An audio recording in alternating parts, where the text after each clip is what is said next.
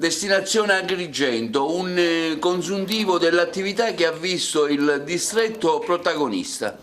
Il distretto turistico Valle dei Templi, la DMO, distretto turistico Valle dei Templi, si è messa a disposizione al Comune di Agrigento per consentire la realizzazione delle manifestazioni natalizie. Siamo molto soddisfatti perché comunque abbiamo svolto un programma molto articolato che ha coinvolto tutta la cittadinanza, siamo riusciti anche ad attrarre delle persone dall'Interland, quindi a portare ad Agrigento delle altre presenze. Ovviamente abbiamo avuto tutti i problemi che sono stati legati a questa situazione del Covid, quindi siamo stati costretti dal 24 in poi ad annullare una serie di appuntamenti, con grande dispiacere devo dire, però siamo contenti perché l'attività è andata avanti, abbiamo fatto buona pubblicità della città di Agrigento e quindi adesso insomma già pensiamo alle nuove attività per la prossima stagione.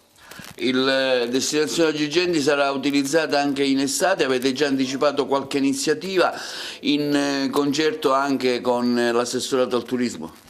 L'assessorato regionale al turismo in questo momento ha un occhio di particolare attenzione nei confronti del territorio agrigentino e è inutile nascondersi, il merito è della presenza qui da noi di Lillo Pisano che essendo capo di gabinetto dà grande attenzione alle iniziative che si svolgono ad Agrigento e nella provincia più in generale.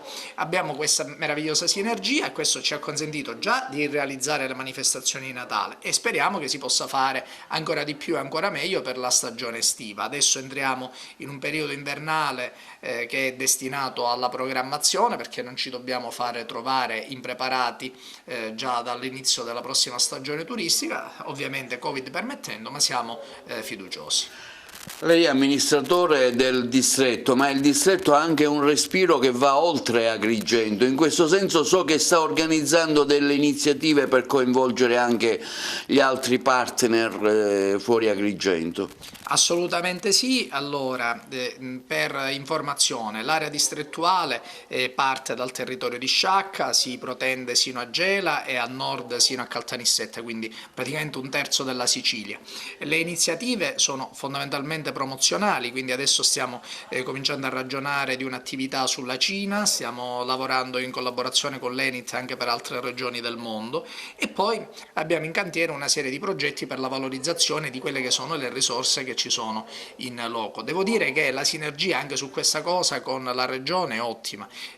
A breve abbiamo programmato degli accordi con il presidente Musumeci e con l'assessore Samonà, con l'assessorato al turismo abbiamo come detto un dialogo continuo, quindi c'è grande attenzione nei confronti del nostro territorio e noi stiamo cercando di massimizzare questo momento favorevole affinché ci possano essere delle ricadute poi materiali. Noi siamo per le cose che insomma diano dei risultati concreti che si toccano.